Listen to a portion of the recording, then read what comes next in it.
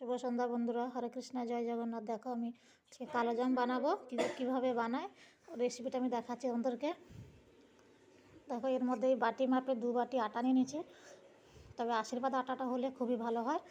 আর এর মধ্যে দেখো 10 টাকা দামের 2 প্যাকেট দুধের, আমুল দুধের প্যাকেটে দুধ ঢেলে দিয়েছি। এর মধ্যে একটু এলাচ দিয়ে দিয়েছি। দেখো এর মধ্যে একটু খাবার সোডা দিয়ে দেবো, আর এর মধ্যে একটু দেবো সাদা তেল।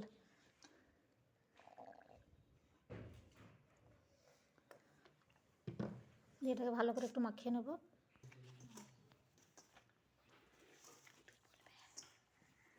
এটাকে ভালো করে একটু মাখিয়ে নিতে হবে, যাতে দেখা যাবে হাতের মধ্যে এরকম যদি হয়ে যায় তাহলে ভাববে যে আটাটা মাখানো হয়ে গেছে। দেখুন বাটি মাপে দুধ নিয়েছি, এই বাটি মাপেই সব কিছু নিতে হবে। বাটিতে এই দুধটা দিয়ে একটু একটু করে মাখাবো। আর এই দুধটা যেন খুব গরমও না থাকে আর পুরো ঠান্ডাও না থাকে। দেখুন বন্ধুরা, এরকম অল্প অল্প করে দুধ দিয়ে এটাকে মাখাতে হবে, যেন খুব পাতলা না হয়ে যায়। দেখুন কী সুন্দর হয়ে গেল। তো এইভাবে রাখতে হবে এটাকে।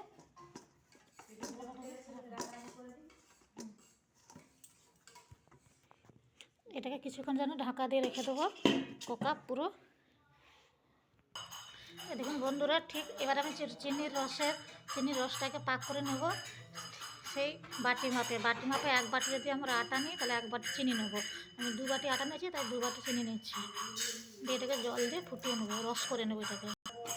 দেখুন চিনির রসটাকে এইভাবে কম আঁচেতে রেখে আস্তে আস্তে করে তাকে ফুটিয়ে নিতে হবে। এর মধ্যে 2টো এলাচ দিয়ে দিলে একটা গন্ধ ছাড়ে, স্মেলটা খুব সুন্দর লাগবে। তো এই দেখুন বন্ধুরা, আমি কতগুলো বানিয়ে ফেলেছি। ভিডিওটা মানে কিছুগুলো করার পরে ভিডিওগুলো দেখাচ্ছি। এই দেখুন এইভাবে করবেন। এটা ল্যাংচা করেছি, আর এগুলো মিষ্টি ছোট ছোট করেছি। তো এটাই আস্তে আস্তে বড় হয়ে যাবে তেলে ছাড়লে। কড়াইতে তেলটা নিয়ে নিয়েছি, তেলটা হালকা গরম হবে এবং হাত দিয়ে দেখতে হবে। হালকা গরম হলে এগুলো আস্তে আস্তে করে ছেড়ে দিতে হবে, দিয়ে আলতো আঁচে একে ভাজতে হবে আস্তে আস্তে করে। দেখুন এটাকে হালকা আঁচে আস্তে আস্তে করে লাল করে দেখতে পাচ্ছেন কী সুন্দর কালার হচ্ছে। এটা বাদামি কালার, তাহলে আস্তে আস্তে লাল হয়ে যাবে। এটা হালকা আঁচে করে ভাজতে হবে। যখন দেখবেন একটু হালকা হালকা লাল হবে তখন গ্যাসে দিয়ে এটা বাড়িয়ে দেবেন আঁচটা। এই দেখুন বন্ধুরা কী সুন্দর লাল হয়ে গেছে। এবার এটাকে তুলে নিয়ে আমি এখানে রস তৈরি করে রেখেছি, চিনি রস, এতে করে ভিজিয়ে দেবো। দেখুন মিষ্টিটা কী সুন্দর তৈরি হয়ে গেছে। তো এটা আমি সঙ্গে সঙ্গে করেছি বলে এটা একটু ফেটে গেছে। একটু যদি মাখাটা রেখে দেওয়া হয় তাহলে আরও ভালো হবে খুব সুন্দর। তো কেমন হয়েছে বন্ধুরা কমেন্ট করে জানাবে। Tata bye. রুটি দিয়ে খেতে কিন্তু হেভি লাগবে, বাড়ির তৈরি মিষ্টি। Good night.